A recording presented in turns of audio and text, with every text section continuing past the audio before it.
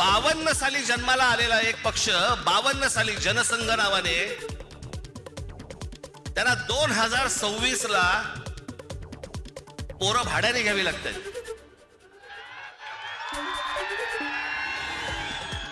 तुमचे कार्यकर्ते तुमची माणसं तुम्ही उभी केली होती ना, मग दुसऱ्यांचे कशाला कडेवर घेऊन नाचताय? अरे ज्यांना राजकारणामध्ये पोरं होत नाही त्यांना आमची पोरं दत्तक घ्यावी लागतायत, हे काय शहर दत्तक घेणार? म्हणून मोहन भागवतांना टाओ फोडावं लागतोय, अपत्य वाढवा, अपत्य वाढवा। अहो अपत्य वाढवा म्हणजे तुमचे राजकारणातले अपत्य वाढवा, नुसती अपत्य नका वाढवू। खायला खाळ आणि भुईला भार। नाशिकच्या सभेतून उद्धव ठाकरेंनी थेट भाजपच्या हिंदुत्वावरच बोट ठेवलं। अकोटमध्ये एमआयएम सोबत झालेल्या युतीवरून भाजपचे कान टोचणाऱ्या उद्धव ठाकरेंनी भाजपच्या झेंड्यावरील हिरवा रंग काढण्याची सूचना केली आहे। जो भाजपला मी नेहमी आव्हान देतो की तुम्ही हिंदुत्ववादी म्हणता आणि माझ्यावरती टीका करता, पहिलं तुमच्या फडक्यावरचा हिरवा रंग काढा आणि मग आमच्यावरती हिंदुत्वाशी बोला। कारण आज सगळे आमचं हिंदुत्व हे व्यापक आहे, आमचं हिंदुत्व हे राष्ट्रीयत्व आहे आणि सगळे आमच्या सोबत आहेत। मी भाजपने पाठीत वार केला म्हणून काँग्रेस बरोबर गेलो होतो आणि मी काँग्रेस सोबत गेलो तर उद्धव ठाकरेंनी हिंदुत्व सोडलं, मग भाजपने अकोटमध्ये एमआयएम बरोबर युती केली। तेव्हा काय सुटलं नाही तुमचं का? मुळात नव्हतंच सुटायला काही। एमआयएम बरोबर अकोटमध्ये युती केली। अंबरनाथमध्ये जिथे शिवमंदिर आहे तिकडे या मिंद्याचं पायपुष्ट का आणखीन काय पुसून फेकून दिला, बरोबर घेतला, काम झालं, दिला फेकून आणि काँग्रेस बरोबर युती केली। बरं समविचारी म्हणजे काय? सगळे भ्रष्टाचारी येत आहेत, चोर दरोडेखोर येत आहेत, त्यांना बरोबर घेऊन चाललेत। भ्रष्टाचारी ते तुका मिळवावा, भाजपा पक्ष वाढवावा। भाजपतल्या आयारामांवरती दोन्ही ठाकरे बंधूंनी जोरदार हल्ला चढवला। स्वतःची पोरं होत नसल्यानं पोरं दत्तक घेण्याची वेळ आली आहे, अशा खोचक शब्दामध्ये त्यांनी भाजपला लक्ष्य केलंय। तसंच आम्ही सत्तेसाठी एकत्र आलो, तुम्ही काय विट्टी दांडू खेळण्यासाठी आलात का, असा खोचक सवाल हा उद्धव ठाकरेंनी सत्ताधाऱ्यांना केलाय। माझ्याबरोबर माझा भाऊ आहे याचा मला आनंद होतोय, अशा शब्दांमध्ये उद्धव ठाकरेंनी सेना मनसेच्या युतीवरती भाष्य करणाऱ्यांना उत्तर दिलंय। मुंबईमध्ये अभद्र युतीनं 3 लाख कोटींचा भ्रष्टाचार केल्याचा घणाघात उद्धव ठाकरेंनी केला। 17 साली ते फडणवीस आले आणि म्हणाले मी नाशिक मी दत्तक घेतो आणि त्या सगळ्या गोष्टींना नाशिककर बोलले आणि आम्ही जी कामं करून ठेवली होती ती सगळे विसरले आणि दत्तक घेतो म्हटल्यानंतर हा बाप परत फिरकलाच नाही। नाशिकमधल्या सभेतून उद्धव ठाकरेंनी एकनाथ शिंदेंवर देखील टीकेचे बाण सोडले। शिंदेंचे कट्टर राजकीय वैरी गणेश नाईकांनी केलेल्या एफएसआय घोटाळ्याच्या आरोपाचा धागा पकडून उद्धव ठाकरेंनी गणेश नाईकांना शिंदेंना पाडण्याचं चॅलेंज देऊन टाकलेलं आहे।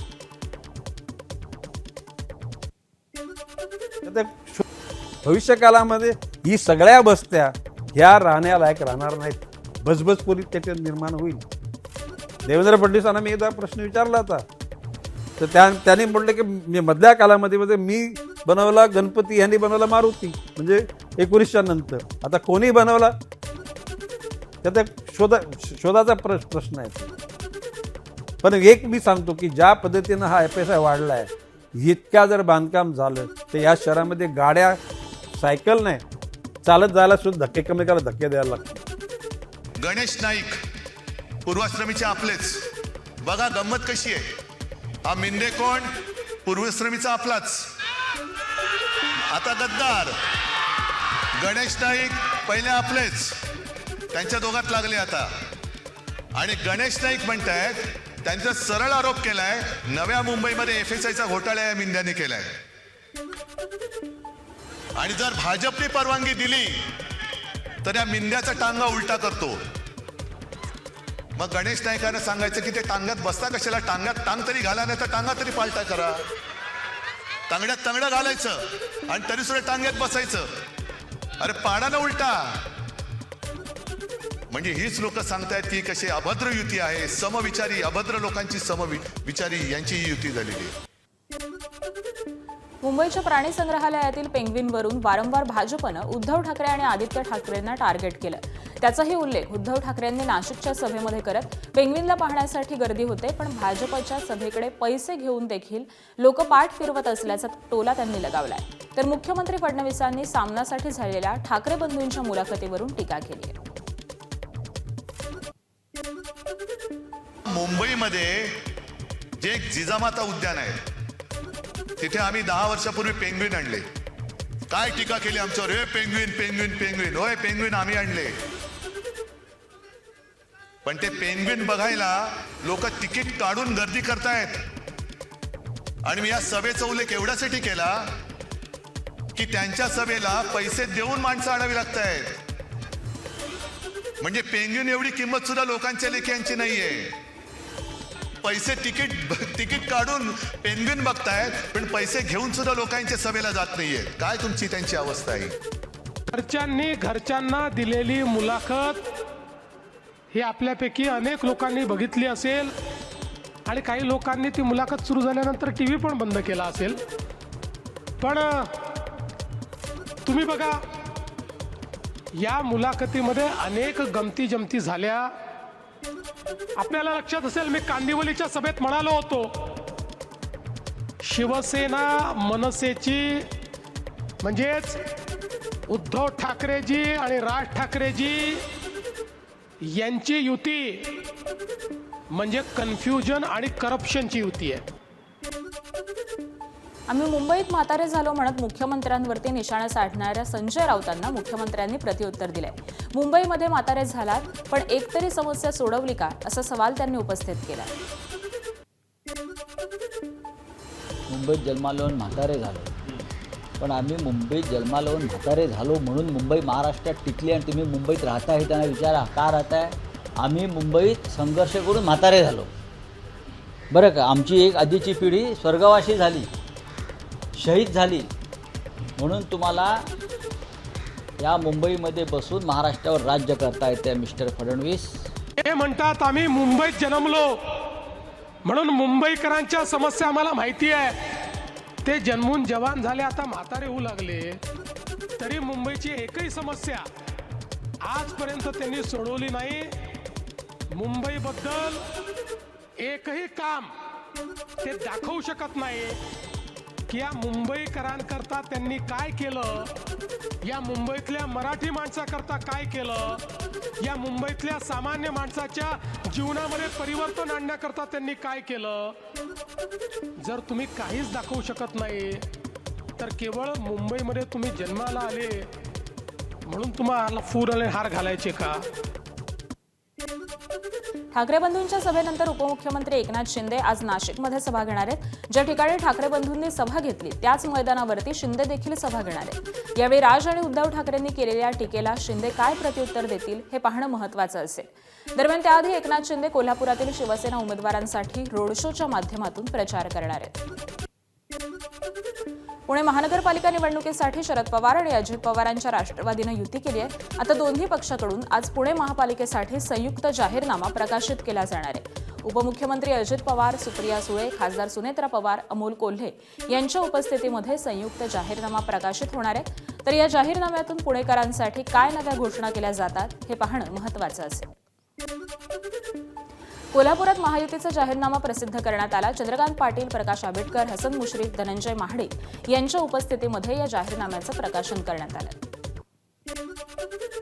सोलापूर महानगरपालिकेच्या अनुषंगानं मुख्यमंत्री फडणवीसांची आज सोलापुरात सभा पार पडणार आहे. पालकमंत्री जयकुमार गोरे यांनी सभेच्या तयारीचा आढावा घेतला. येणाऱ्या 5 वर्षांमध्ये सोलापूरच्या विकासाचा आराखडा सभेमध्ये मांडला जाईल, अशी माहिती गोरेंनी दिली. तर सोलापुरातील हरिभाई देवकरण महाविद्यालयामध्ये दुपारी 12 वाजता ही सभा होणार आहे. तर पिंपरी चिंचवड महानगरपालिका निवडणुकीच्या प्रचारासाठी मुख्यमंत्री देवेंद्र फडणवीसांची आकुर्डीमध्ये देखील आज सभा होणार आहे. कल्याण पश्चिममध्ये शिवसेना उमेदवारांच्या प्रचारार्थ एकनाथ शिंदेंची सभा होईल. यावेळी विरोधकांकडे उमेदवारच नसल्यानं आपले उमेदवार हे बिनविरोध निवडून आल्याचं म्हणत शिंदेंनी बिनविरोध निवडणुकांवरून टीका करणाऱ्या विरोधकांना प्रत्युत्तर दिलंय. दरम्यान लोकसभा, विधानसभा आणि नगर परिषदेप्रमाणे महापालिका देखील जिंकून आपल्याला विजयाचा चौकार मारायचा आहे, असं शिंदे म्हणाले. तर या निवडणुकीमध्ये विरोधकांचा सुपडा साफ करा असं आवाहन देखील त्यांनी मतदारांना केलंय.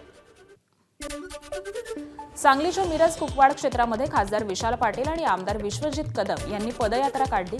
सांगली महापालिका निवडणुकीच्या पार्श्वभूमीवरती दोघांकडून जोरदार प्रचार केला जातोय. गेल्या आठवड्याभरापासून दोघांनी देखील अनेक सभा घेत सांगलीकर जनतेला काँग्रेस आणि मवियाच्या उमेदवारांना मतदान करण्याचं आवाहन केलंय. काँग्रेस नेते विजय वडेट्टीवार यांनी अशोक चव्हाण यांच्या वक्तव्याचा खरपूस समाचार घेतलाय. आयुष्यभर अशोक चव्हाण यांनी काँग्रेसचं मटण खाल्लं आणि आता ते कमळाचं बटण दाबायला सांगतायत अशी टीका ही वडेट्टीवार यांनी केली. तर 14 तारखेला नोटांचा पाऊस पडेल तेव्हा पैसे घ्यायचे की नाही हे तुम्ही ठरवा असंही ते म्हणाले.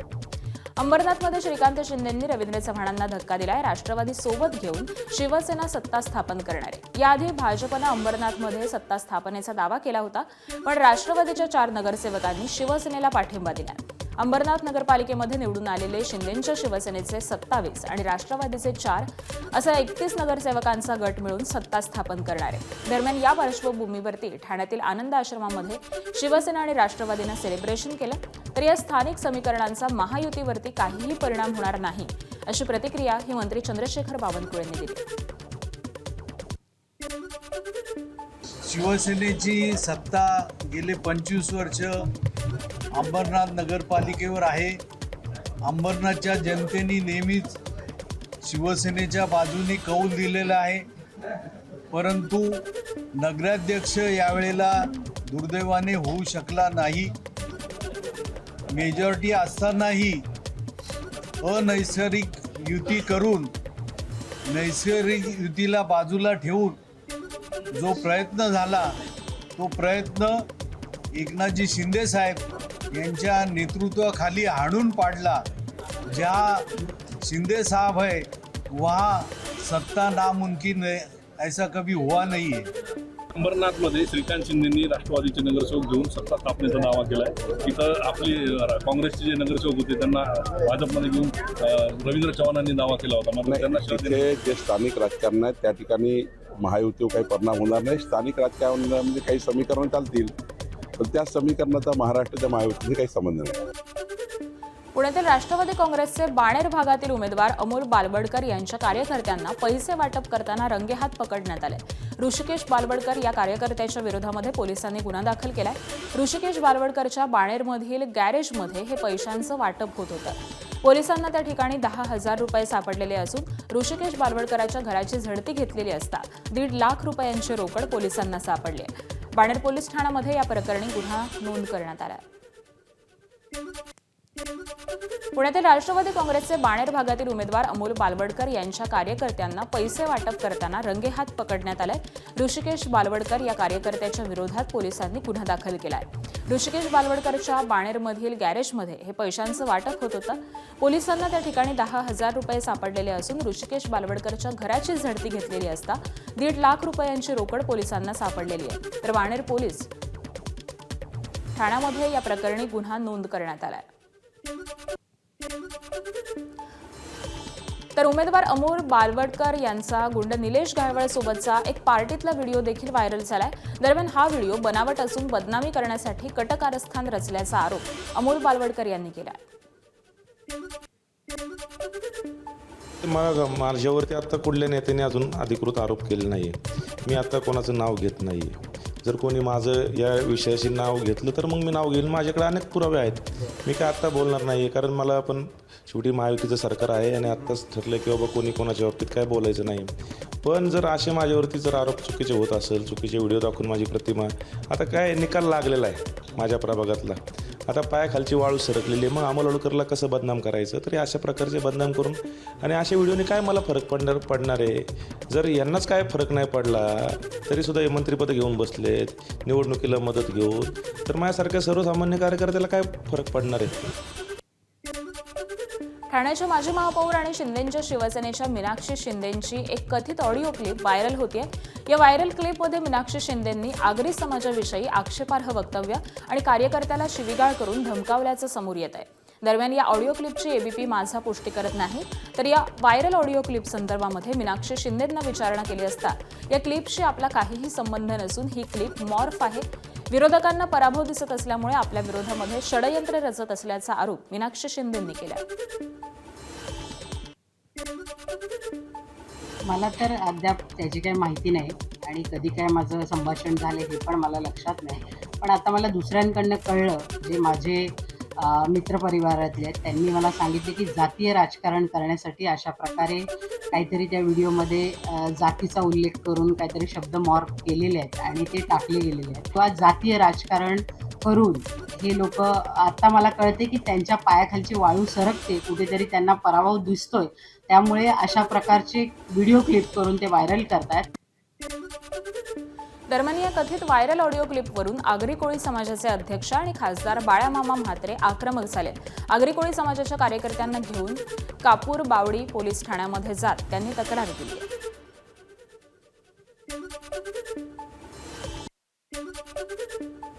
विचारांची लढाई तुम्हीच लढत नाही, हे अशा प्रकारचे अपशब्द जे एक पुरुष सुद्धा उच्चारू शकत नाही, अशा प्रकारचे एका महिलेने उच्चारावं आणि ती सुद्धा एक प्रमुख जबाबदार महिला, आणि आज सांगत असेल ठीक आहे, ते समोरासमोर येणारच आहे ना, बघू ना. आणि माझंही स्पष्ट म्हणणं आहे आणि म्हणणं बोलण्यापेक्षा माझी त्यांना विनंती आहे का तुम्ही विचारांची लढाई लढा, पण अशा प्रकारची परत लढाई करायचा प्रयत्न कराल ना तर मग तुम्हाला आमची ताकद दाखवू आम्ही. एबीपी माझा, उघडा डोळे बघा नीट.